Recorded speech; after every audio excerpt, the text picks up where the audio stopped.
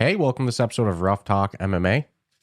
Today we are breaking down and reviewing last night's, well now at the time of this episode coming 2 days ago. 2 days ago. Yes, the UFC Fight Night, Strickland versus Hernandez. Sean Strickland versus Anthony Fluffy Hernandez. What was on paper going to be a very stacked card of action. Not going to say the fights were all boring or anything, but we got a lot more decisions. The night of decisions. Yeah, except, the final three fights kind of, to use your term, save the day with finishes, but leading into it, it was decision after decision, which doesn't always mean, like I said, bad fights or anything, but, it's just my picks weren't right. I actually I had a terrible night of picks and bets and stuff. That was one of my worst performances, I think. But to kick it off, we had Carli Judice versus Juliana Miller. Both of us had going into this Carli winning by KO, if I'm not mistaken.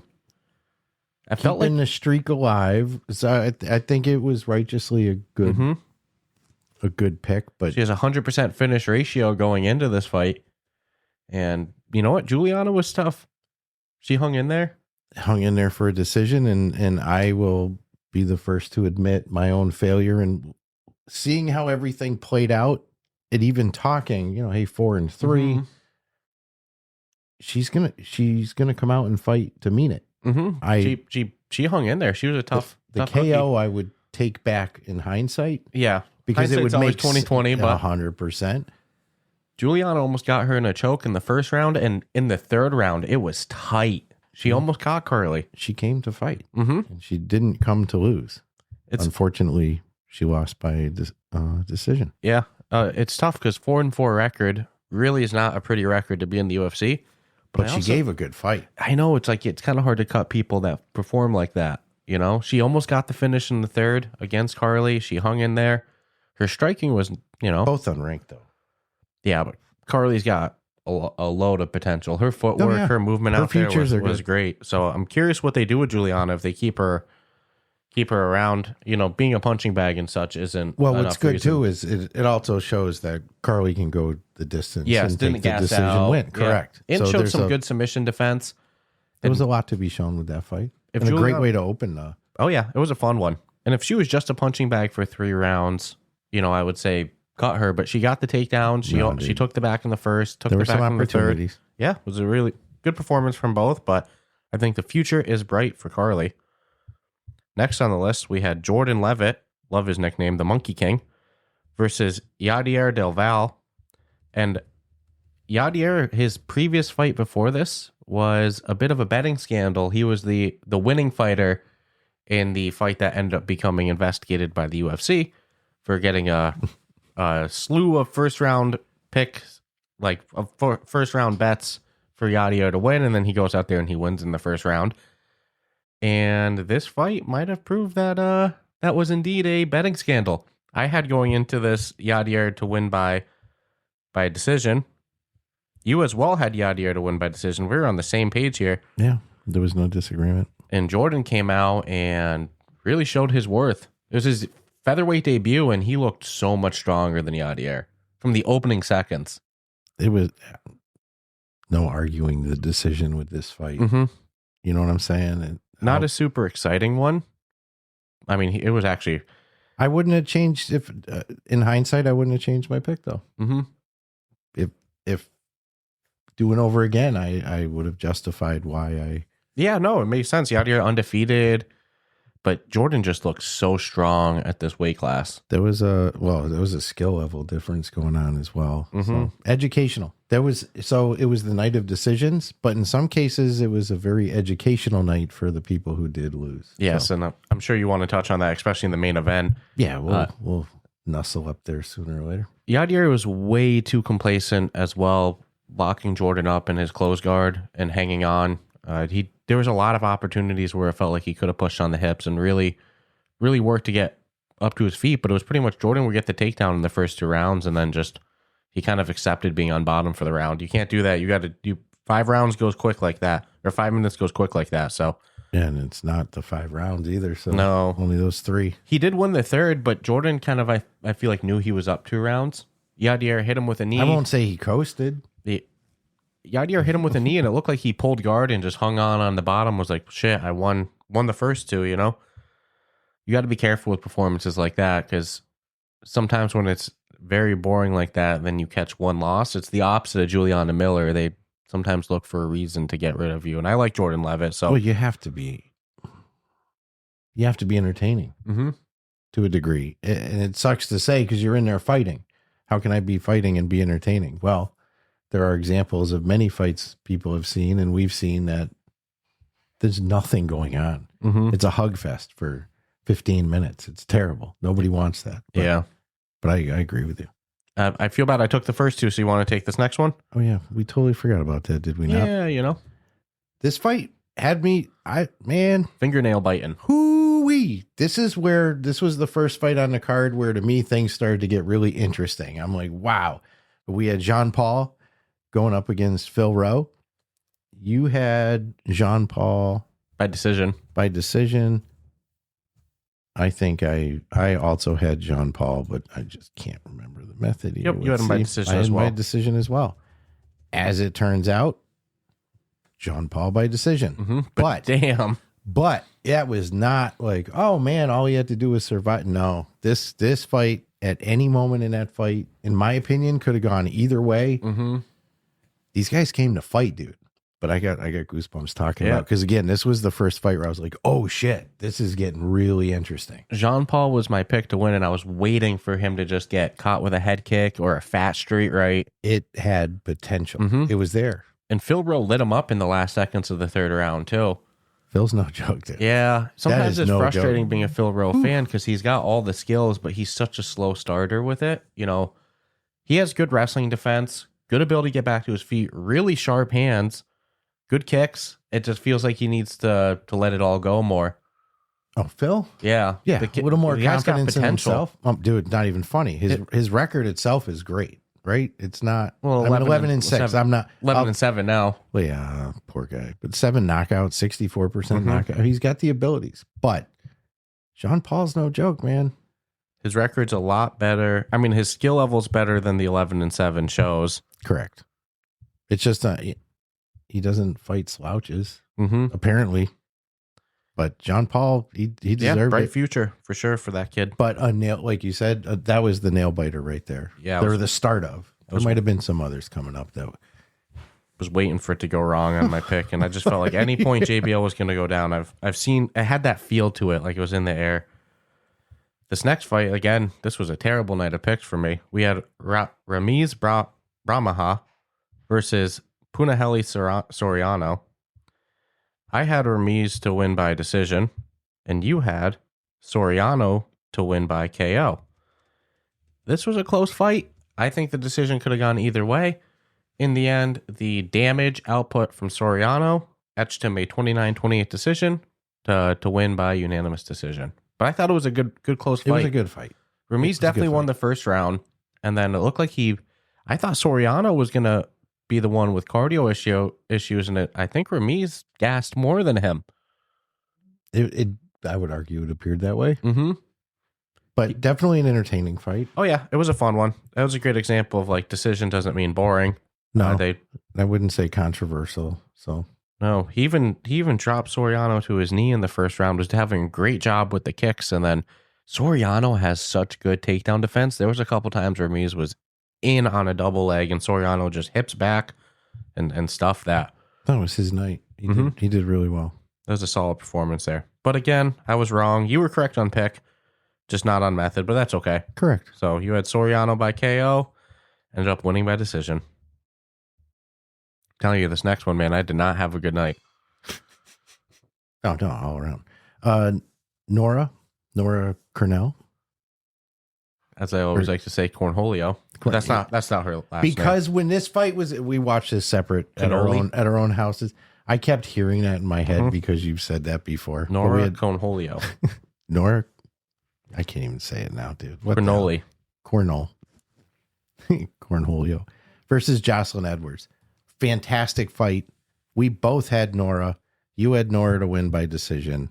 I had Nora to win by decision. I thought that was a safe pick until the fight went on and Joselyne showed up and said, yeah, hold my drink. I think she got a KO and a submission because she knocked her out hard with a slam. Dude. The referee just wanted to see a manslaughter. She fucked her up with that slam. Something broke. You heard the collarbone go or something. When they did that replay, you heard that. Let's watch it again. Yeah. That sounds like something bad happened. And it wasn't like an over-the-top vicious slam. It wasn't that high. Joselyne. Well, she had the arm trap, so it just something in near the shoulder. Call me crazy, broke. But after she slammed her, she's looking at the ref she's fucking done, dude. Yeah. No, I thought that referee wanted I'll hurt her more if you want. Referee wanted to see a murder that night. It was terrible. And I thought this was a safe pick, too, because Nora has a win by decision by Joselyne against Joselyne. I was like, she'll do it again. In the first 30 seconds. 30 to 45 seconds, I think there was a point where Joselyne just put her up against the cage, and you saw her stance, and like, damn. Yeah, that was fucked. That was not one of my winning ones for the night. But that was a great fight. Oh, it was fun. Definitely like you fun. Said, technically got the KO and the sub. Yeah. KO wasn't good enough so for if you you? get 25K for a finish, does she get 50K? She knocked her out and submitted her. She broke her. I know. That was savage. In a controlled environment. She literally broke her. Investigate that ref, though. He needs to take a look at that performance, and somebody needs to ask him. One of the I argue that should have been stopped. Right on the slam, yeah. The minute that she took unnecessary punches and then got choked. She got knocked out, choked, and leaves with some sort of broken bone. Don't know exactly what broke, but I agree. You heard that snap. Yeah, it wasn't good. It was not good. Not at all. So but kudos to Joselyne, dude. Yeah, that was performance of the night to me. Did so well. It's like I'm excited to see her next fight. She's got serious finishing ability in the women's. And I hope she's setting that bar with that standard now, where she's gonna. Dude, if you have to fear getting picked up by her and slammed and broken, people aren't gonna want that. No. Next fight we had Alden Coria versus Louis Gurule. We both had Alden to win. I'm sorry, that's incorrect. I had Alden to win by KO, and you had Louis to win by decision. Correct. This was a great performance from Alden. He ended up getting the decision win, but super fun fight. You know, maybe a bit statistically foolish of me. Flyweights generally go the distance. They do get finishes. I'm not going to say they don't have KO. Yeah, I don't think it was the worst though. In hindsight, it had possibility. But damn, Alden looks like he's got a lot of potential. Was super smooth on the feet, really good grappling. There was one point Louis picked him up with a massive slam, and Alden just rolled right through with it and ended up on top. Dude, that was beautiful. That was great performance. Joke. Alden's got a bright future in the UFC. That was beautiful, but it did come to decision, which is, I guess, good, bad, or indifferent. Sometimes when a fight like that has that much going on and it goes decision, to me, it just proves that fighter's like overall cardio, his strength, the ability to make it it's not easy, dude. Yeah, very fun fight. So my pick wasn't correct in terms of method, but I did like seeing all that octagon time from Alden. And I think he's got a big future in the sport. All right. This fight was on paper going to be freaking awesome. And you know what? It delivered. We had the Jamaican sensation, Osbourne, against Alibi. And we both took Alibi. I took Alibi to win by KO, which I still don't think was the worst decision. I had him to win. I think I had by decision. I didn't mark on our spreadsheet what it was, though. But you were correct, because he, in fact, won by decision. And Ode's tough, man. He hung in there. He came to fight. Towards the end, it seemed it's a little bit accepting defeat. Yeah, he did. He had a really good first half of the second round. It's deceiving. I think 5'9". Yeah, big guy for flyweight. Is he 5'9"? I think he is. He was towering over Alibi, though. But I mean, ultimately, hey, Alibi, Alibaba, Alibi. He took the win. Yeah. Decision. And he looked good on his feet, too. Really good wrestling, good grappling. So, bright future for that one, too. Another in the flyweight division. Next, we had Chidi and Njokuani. Chidi Bang Bang versus Carlos Leal. On my picks, this was a complete heart pick, and I definitely regret it. I had Chidi Bang Bang by KO, whereas you had Carlos by decision. In the end, in a super fun fight, Carlos Leal got the win by decision. It was a fun fight, though. Yeah. Arguable fight of the night potential there. Chidi's no joke. Chidi bang bang. That's why they call him it. Comes to fight. Carlos Leal from the opening seconds put him up against the cage and was just ripping body shots. And it was a really good performance by him. Couldn't argue the decision. No, he was the clear winner. Even though I had the other guy to win on my picks, facts are facts. Carlos Leal definitely deserved that decision. Very fun fight. All right.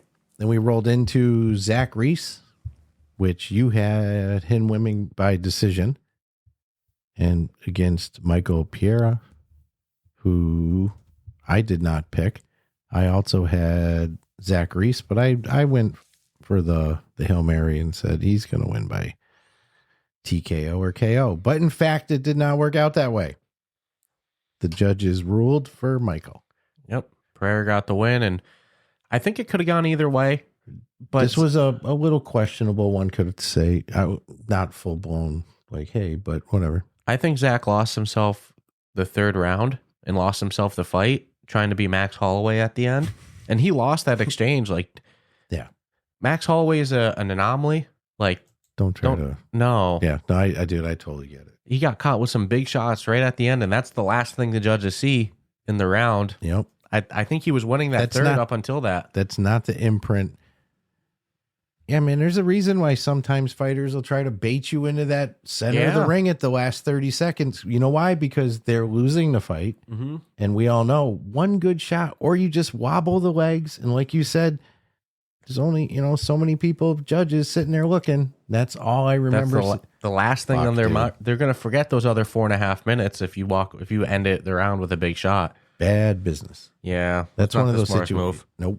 It was a very winnable fight for Zach, too.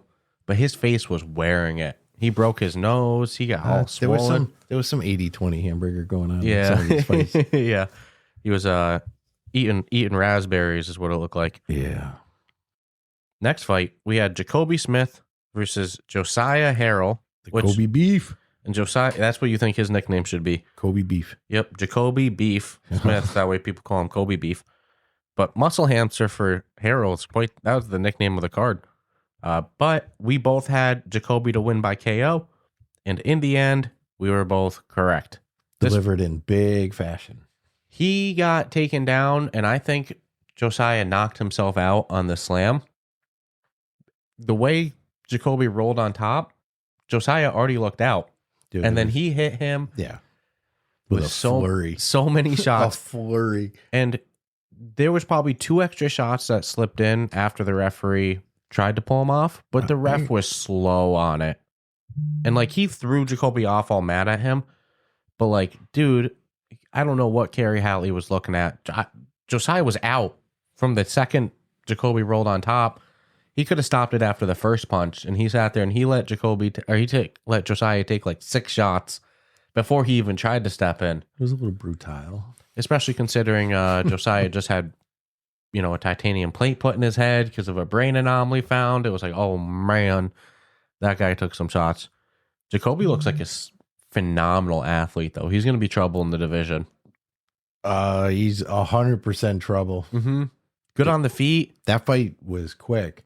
Good on the feet. Good wrestling. Good power in his hands. Phenomenal performance. Yeah. Just phenomenal. Powerful. Oh yeah. Like, what are you going to do? Bring the beef. I think they could have stopped it, like I said, right from the start, but that's not his fault. That's on the referee. Yeah. And again, he did slip in one or two after the referee tried to pull him off. But it's also easy to sit and watch through the camera lens. Mm-hmm. Sometimes when they show replays of something, it didn't look the same from the first angle I saw, so maybe the ref, but I'm not going to defend it. Because just like Broken Girl. When you hear something go, and then she's just laying there. She's just laying there, half dead. Yeah. Oh shit! I'll never forget. That was a great slam. All right, this was a good fight. The polar bear, Sergey Spivak, versus the walking trouble, Ante Elijah. I'm not saying his last name correct, by the way. It's okay. We all know. I forgive myself for it, and so will he. I had in this one, I thought Ante was going to win by KO. You had Ante. I had Ante. We both had KO. Well, it turned out to be the Polar Bears night in a pretty, dude. For a 3-round heavyweight fight, nobody got gassed and sloppy at the end. Holy shit. It was good. Good jab work from Sergey.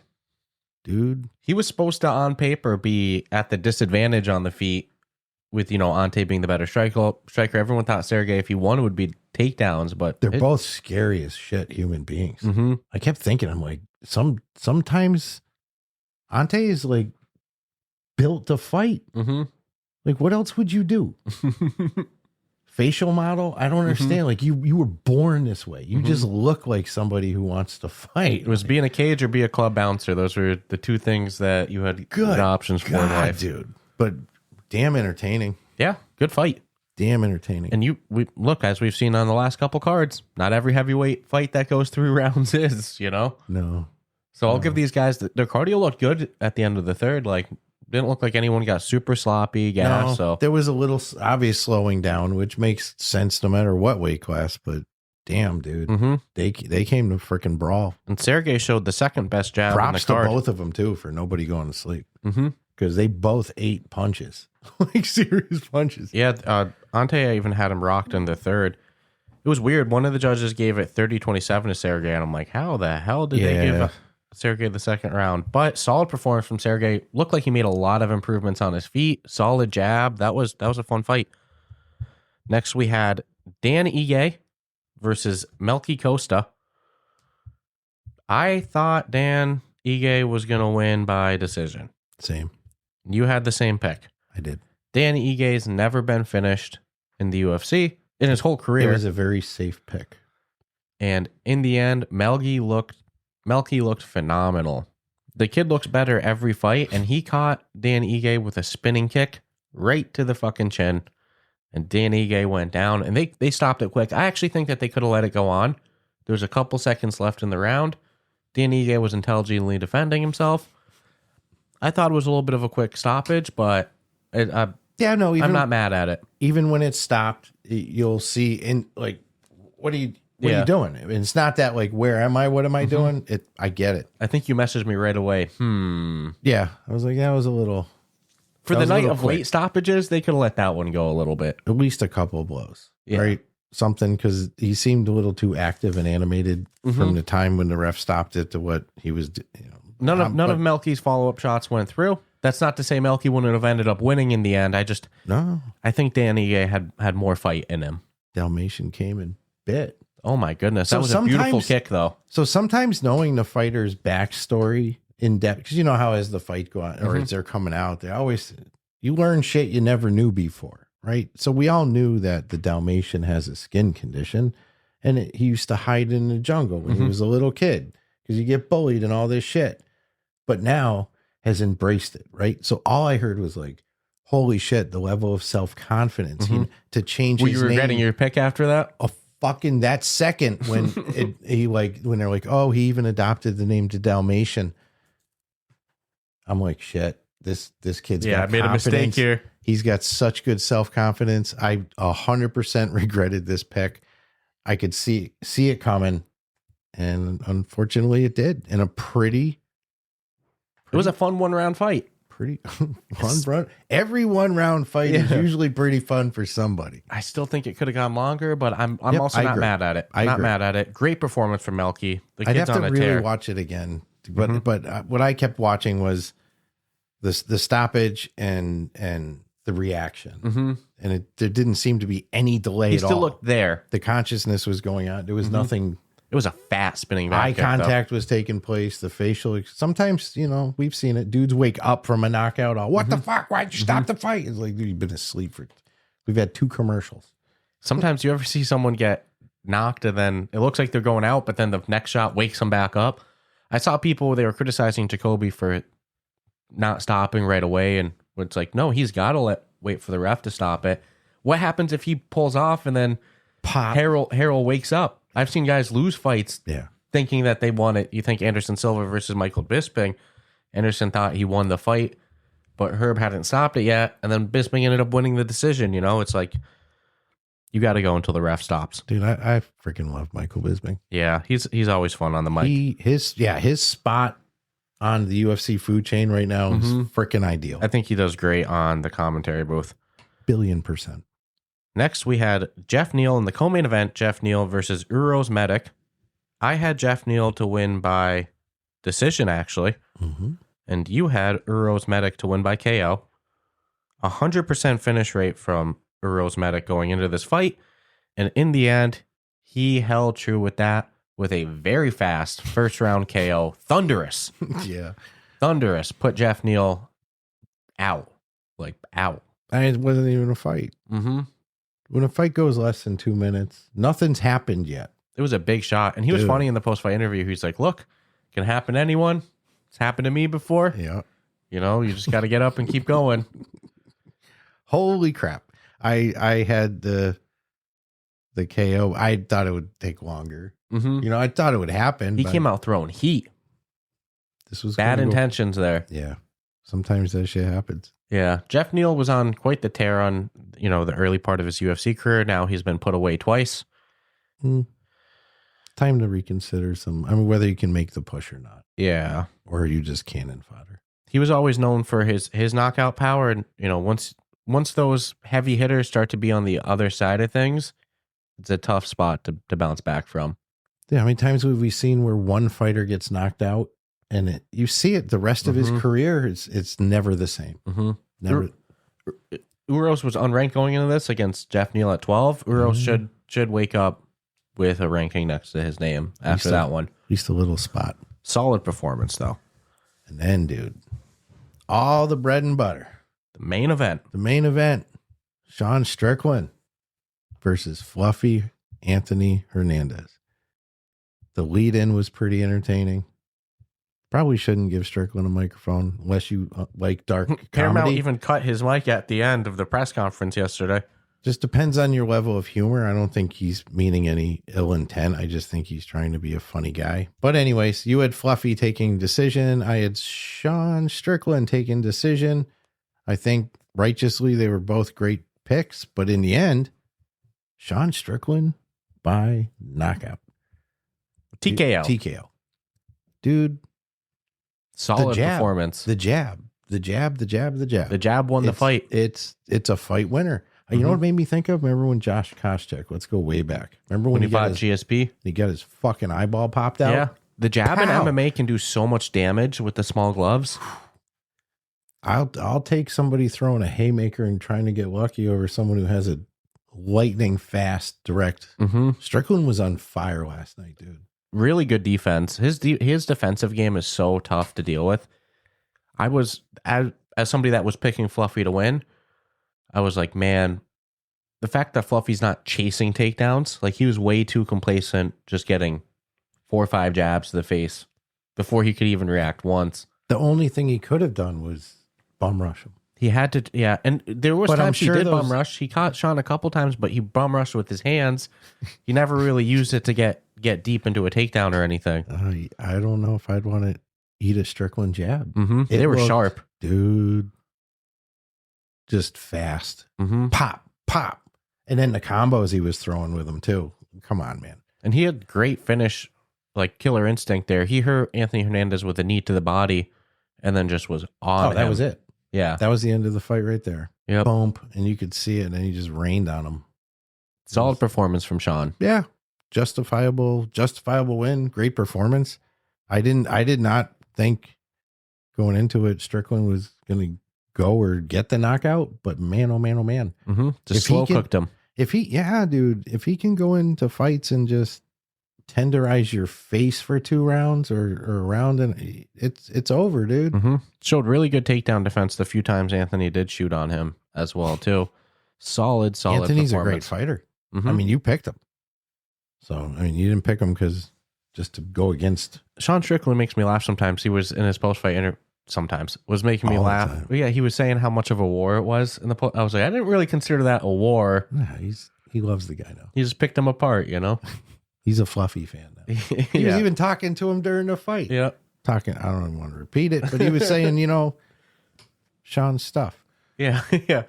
Yeah, but it was good, right? It wasn't an insult, but just I don't know if Sean is Sean. I don't know if Paramount knew what they were getting their hands into. I mean, they cut the mic from him on the press conference. Like I said, they said we're done. Well, here's the beauty: they now know, and it doesn't get worse than that, right? It's like but he fought a couple weeks ago, so there's a couple, but now they know. And what can you say? What did Dana say? Sean's problem isn't Sean; it's can't put Sean around people. You give the guy a fucking microphone. Like you said, though, feeling he's just trying to be funny. Yeah, I think his humor's funny, but I get that.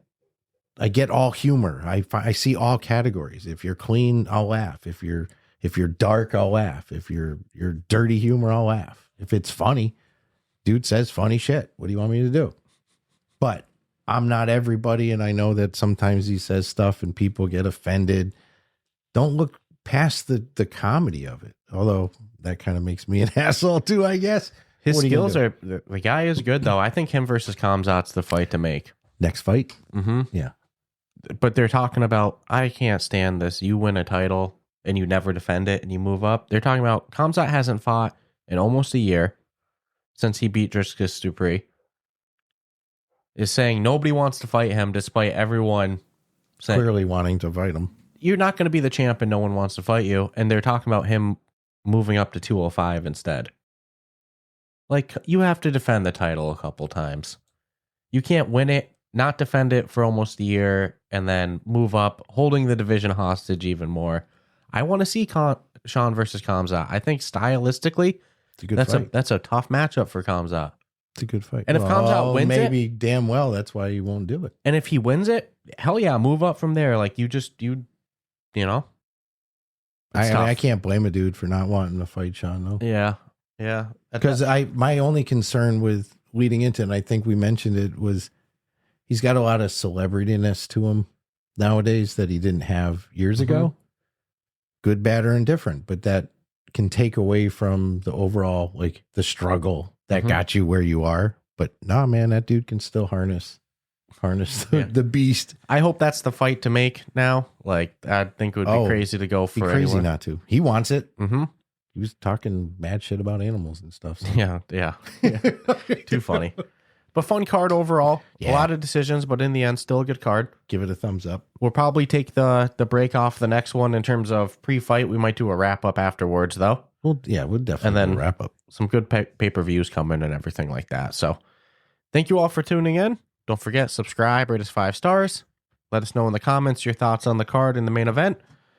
This was the night of the jab between Sergey and Sean, both. The really lightning fast jab's pretty tough to deal with, especially in MMA. Like I said, you can do a lot of damage, a lot of facial damage with them. You know, you referenced GSP and Koscheck. So good stuff. We'll check you all out next week. Subscribe, rate us 5 stars, and enjoy the rest of your week.